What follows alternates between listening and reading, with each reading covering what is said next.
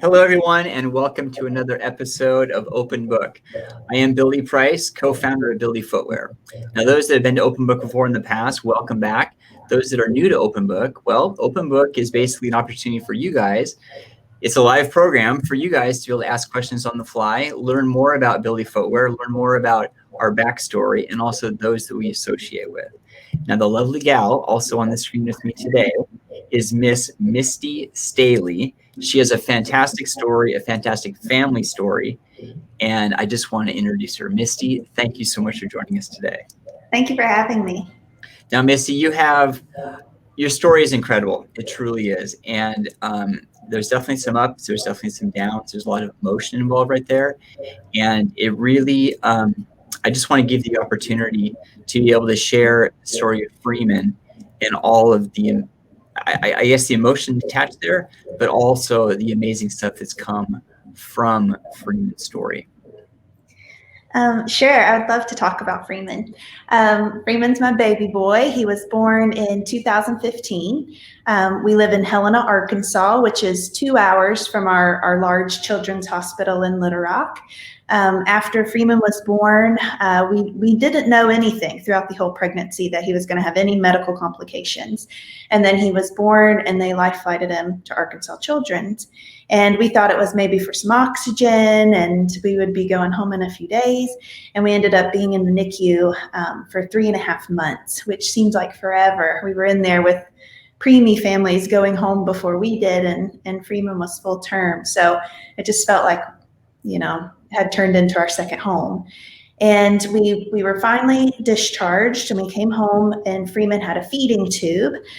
He had a G tube in his belly. And so Freeman had trouble swallowing and also he would aspirate. So a lot of times his milk would come back up and it would go in his lungs and it would give him lung problems. And so it was the feeding tube that was the best solution for him at that time.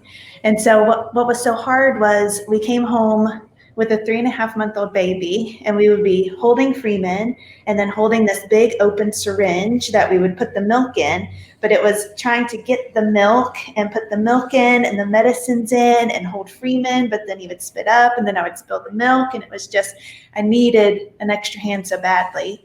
And so that's when Will, my husband, went out to the garage and he made me something. And so it was just so simple at that time. It was 2 pieces of wood on a hinge and I taped it to the back of Freeman's crib. And so I was able to swing the bolus syringe out of the way quickly if Freeman started to spit up and I could sit him up and soothe him. But then I could also have that connection with him while he was eating. I could read to him. I could play with him. I could work on therapies like holding his pacifier in for him. He had a small cleft palate in the very back of his throat. And so his passy would just pop out. He didn't have that strong suction. So, you wanted him to be able to suck as his stomach was filling up so he would relate the two. And so to be able to do that at the same time, it really helped me as a mom feel connected, but also on a bigger scale with therapy and things like that. And then after 5 weeks at home, Freeman's breathing was labored again. He had pulmonary hypertension. And so we went back to the hospital. We thought for a chest x-ray. But they put us in the PICU. And then we ended up being in the PICU for 5 months, which we could not believe we were there longer than the NICU. But Freeman got a trach and like all kinds of procedures, a heart cath and all sorts of tests, but he was never able to really turn that corner. And then Freeman passed away the day after Valentine's Day, 2016. He was almost 10 months old. And so we miss him every single day. Yeah. Wow.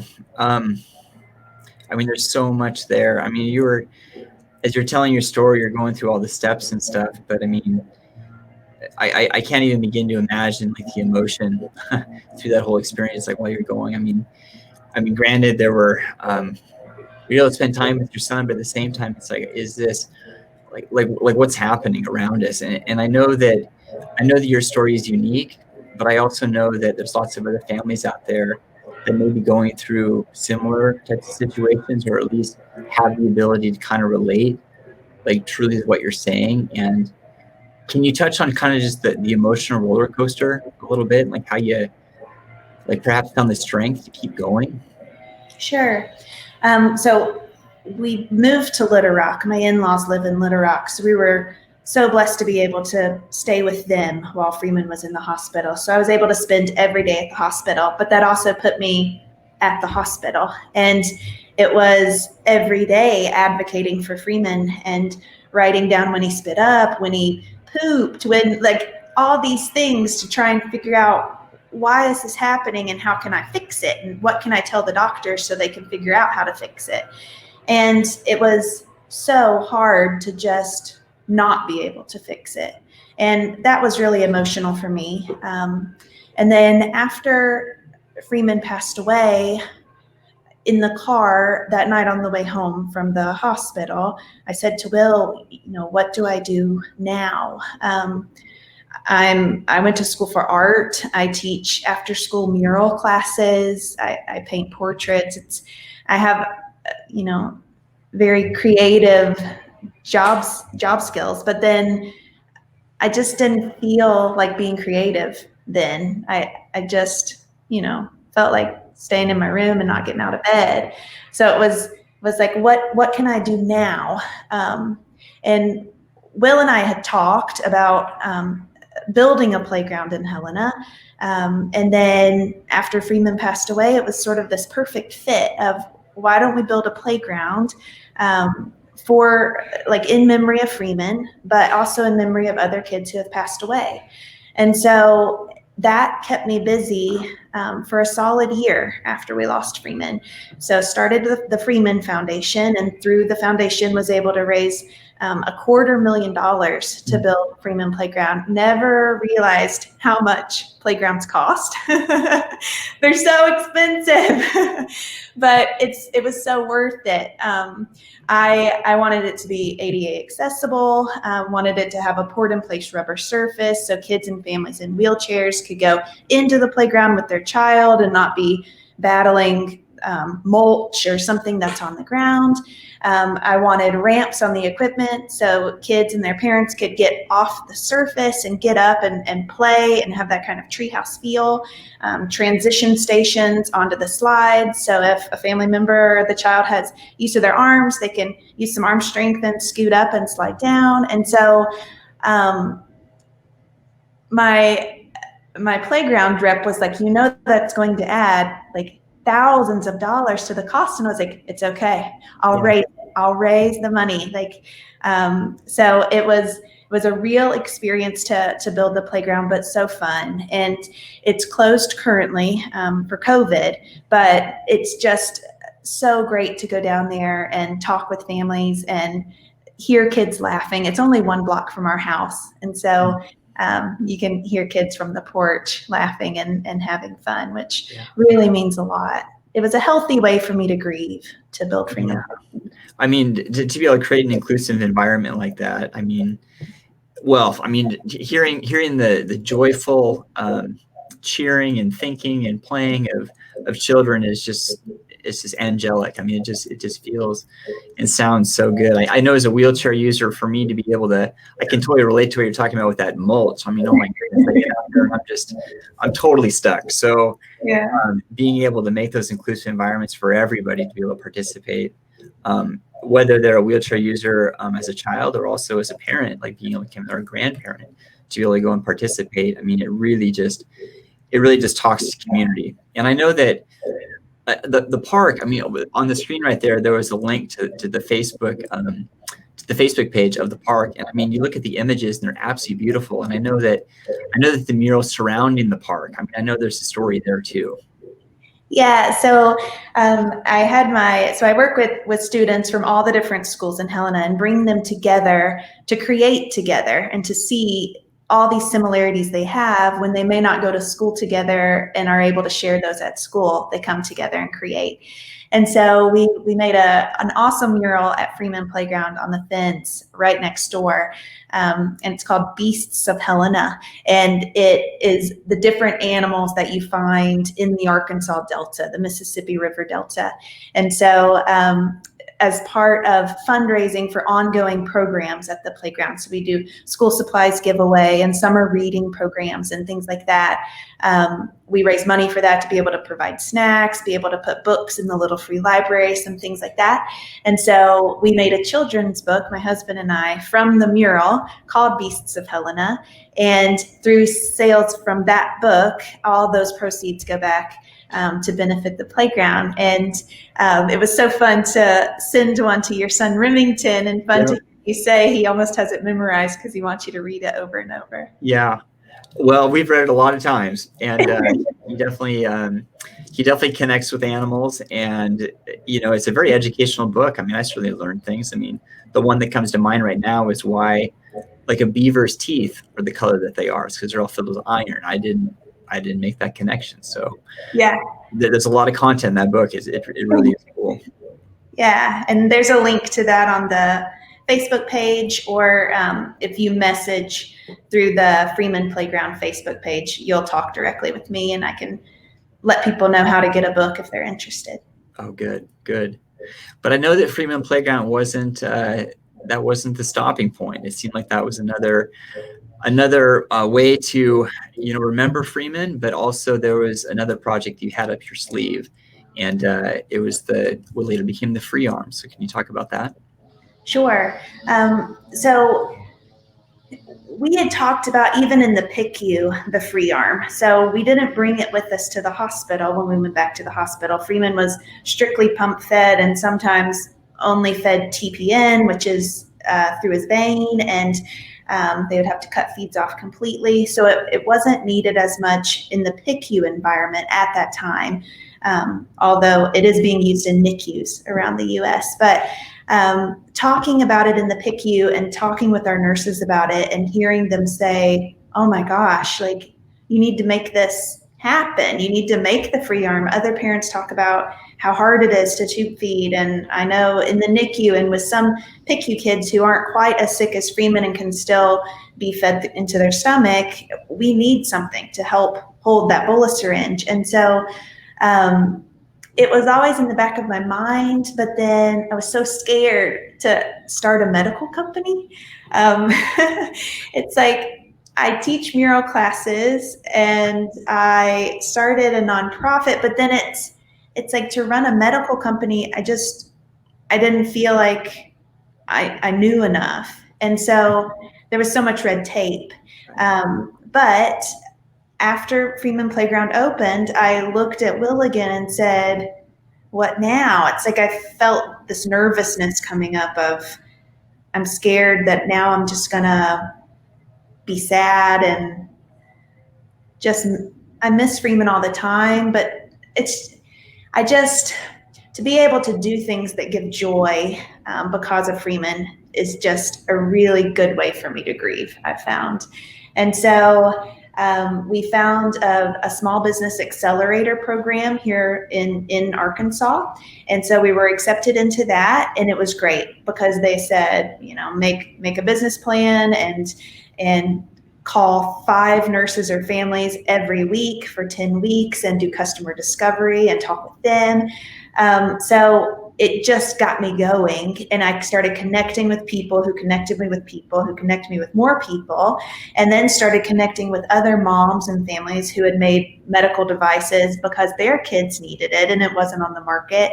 And so it's just, every time I had a question, I would find someone to ask, and then they would walk me through it. And that's still what it's like today. And so we've just done it, like, faced the hard challenges of it and done it. And so now we have the FreeArm and the FreeArm muscle. And with the FreeArm muscle, the clamp clamps to not only flat surfaces, but rounded surfaces. So on a wheelchair, the rounded bars, or on a stroller, on a hospital crib bed with the rounded bars. It clamps tightly to that, has a bendable arm that you can adjust, and then the top has a clip that can hold a bolus syringe. It also has 2 hooks, and then you can attach a feeding pump to the arm of the FreeArm, and then you can pump feed that way and just get rid of that IV pole that you stub your toe on in the middle of the night, which is so nice. Or if you have a 2-story house, you don't have to drag your IV pole up and down. Or if you want to go on a stroller ride, you hook your FreeArm to it and you can get out of the house and have more mobility. And so we've loved how the FreeArm has advanced, and then just all the feedback from parents and people with feeding tubes reaching out to us with pictures and saying, oh my gosh, the FreeArm's changed my life, and here's a picture of us at the beach, and it's just, it does me so much good to see that. And I just know that Freeman's looking down and he's so happy to help out all of his tubey friends. That's so good. Yeah, I mean, there's so many things about that FreeArm that are just incredible. I mean, first off, to be able to start your business in the medical field, like somehow blast through all that red tape to be able to get it make it happen. Not only make it happen, but then to be able to get the word out and then have, other patients to be able to use this product. I mean, that in itself is a real achievement. But the thing that's so cool about it, and it kind of reminds me of our shoes a little bit in terms of there's a function there, but it doesn't look like a medical device. I mean, because of the color and like just it looks nice, and then you can attach it when you attach it to, may it be your bed, may it be your wheelchair, may it be wherever you're at. It seems to blend in instead of this big old clunky thing that you would see in the hospital. So I don't know. I think that alone, helps kind of boost kind of that confidence, I guess. So anyway, it's I know that when I was sharing the FreeArm, the story with my wife, who's a physical therapist, she instantly thought like, oh my gosh, there's so many patients that I've seen that would benefit tremendously from this. So it kind of ties back to what you're saying. When the accelerator program, you start having a conversation with one person, then another person, and doors start opening. So I mean, it's been fun to be able to be a part of sharing that story and continuing to, drive some attention to that product. Well, thank you. And I appreciate your wife telling people about it as well. We like that about the FreeArm muscle, that we offer it in 4 different colors. So it comes in white, pink, blue, and green.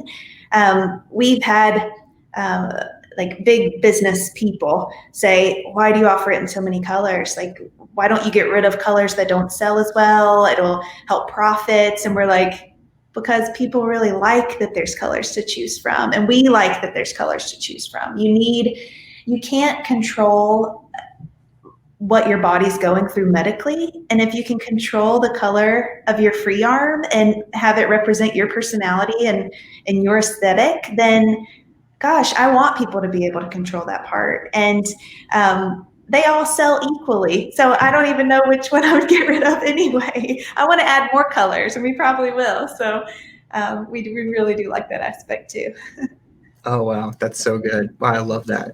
Yeah. Well, so I'm trying to remember how our worlds got connected. I think it was through Zappos somehow. Is that correct?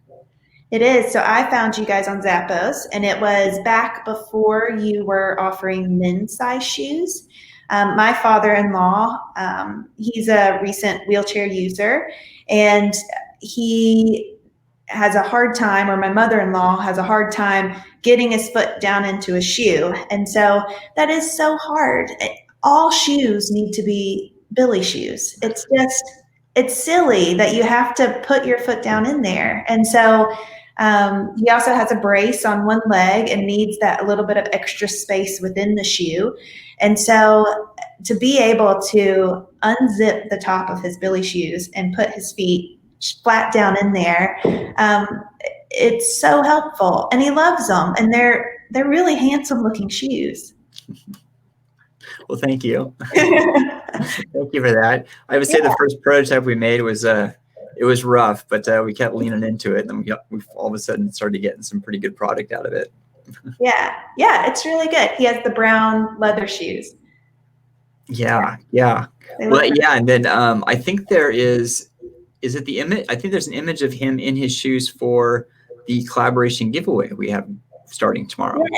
Yes. So we're posting a giveaway, and it's with FreeArm and Billy Footwear, and it'll be posted on FreeArm Tube Feeding Assistant on Instagram, and also on Facebook, and also Billy Footwear on Instagram, Facebook, maybe your website. It's several places. If you look, I'm sure you'll find it.